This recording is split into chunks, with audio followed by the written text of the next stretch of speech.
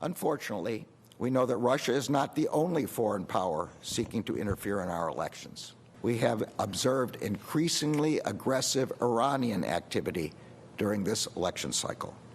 We will be relentlessly aggressive in countering and disrupting attempts by Russia and Iran, as well as China or any other foreign malign actor to interfere in our elections and undermine our democracy. The headline in all of that is that the Biden-Harris administration said yesterday Russia is trying to influence the 2024 presidential election. Yesterday, the Justice Department issued formal indictments. The alleged scheme is targeting voters through online platforms and U.S.-based social media influencers. That's just part 2 of this whole chapter, right? Some of that disinformation mentioned in the indictment includes Russia's use of the terms record inflation, crime coming for people of color and immigrants, overspending on foreign policy, and risk of job loss for white Americans. Journalist Mike Schellenberger with some key questions. The main issue here is that we have this record of the Department of Justice running Russian disinformation hoaxes twice, not once. The first time claiming that the Russians favored Trump when we now know that they favored Clinton.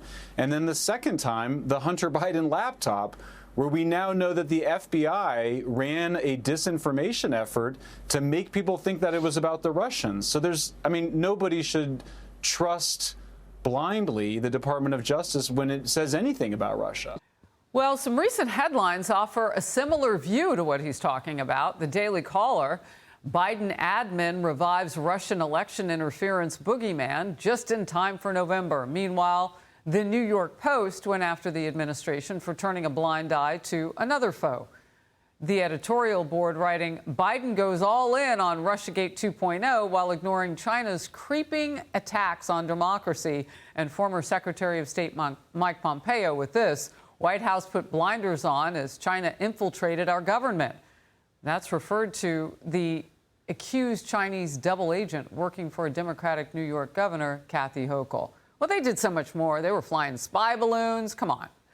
Setting up precincts in cities across America, their own police precincts. China's here. Let's bring in now Florida Congressman Mike Waltz, member of the House Armed Services and House Foreign Affairs Committees. So what China has done is really no secret, and it continues. What about Iran? I mean, you heard Merrick Garland with the DOJ give them a cursory mention, but it takes action. They took action against Russia, putting that right back in the fold 61 days out from election. Yeah, Harris, let's compare those two because you nailed it. What about Iran? There is a big difference, and we should take it all seriously, of course, but there is a big difference between influence operations and actual hacking and assassination attempts. So my question for Garland and Wray and the whole, display of serious-looking officials there, where was your big press conference when Iran actually hacked the Trump campaign? Where was your big press conference a few weeks ago when a Pakistani national with ties to Iran was arrested putting down payments on hitmen and spotters and protesters to cause a distraction to actually kill President Trump, to try to, to literally talk about election interference, to literally try to kill a presidential candidate? Where was their arrests and indictments with Biden and Obama and Harris's lead negotiator for Iran, Rob O'Malley, which has just been completely sidelined, who was literally emailing the Iranian foreign ministry before he came to Congress to talk about the Iran deal, and then finally talk about election interference and sowing discord. Well, look, where is the indictments and the big press conference and the big display with Iran actually funding the completely disruptive and anti-Semitic protests all over college campuses all over the United States? But we get crickets on all of that, quiet press releases in the middle of the night. And yet Russia 2.0, we're just going to blow it up 2 months before election day. It's completely hypocritical. And as we've told Ray and as we've told Garland, you are causing the total destruction of confidence in our justice system in the United States. Wow. I mean, you list so many there. And there are scores of examples of U.S. election disinformation peddled by Iran and China. You're right. The New York Times with an extensive piece, quote, Iran emerges as a top disinformation threat in U.S. presidential race with a flurry of hacks and fake websites. Iran has intensified its efforts to discredit American democracy and possibly tip the race against former President Donald Trump. And when it comes to China, Reuters is reporting on a research project that found a massive disinformation campaign that is, quote, part of a known Chinese state-linked effort analysts call spamouflage or dragon bridge, pushing a mix of spam and targeted propaganda onto the internet. The effort has stepped up activities as the election approaches. It has leveraged thousands of accounts across more than 50 websites, forums, and social media platforms. Here's FBI Director Christopher Wray yesterday. What is your message directly to the leaders of China and Iran who are watching through that camera lens right now? Knock it off. As long as adversaries keep trying to influence and interfere in our society and our democratic processes, they're going to keep running into the FBI, and we're going to keep calling it out.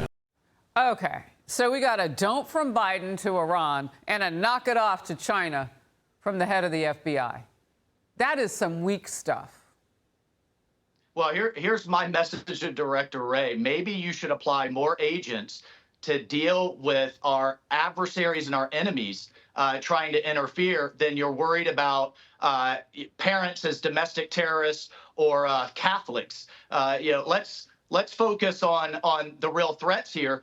But here's the thing: when he says knock it off, people like Xi and the Ayatollahs say, or what? Yeah. It's an empty threat with Harris and Biden at the White House, who wake up every day thinking about what's another concession I can give our enemies, and how can I put more pressure on the Israelis and Bibi Netanyahu to cave. So there's no or what, there's no or else.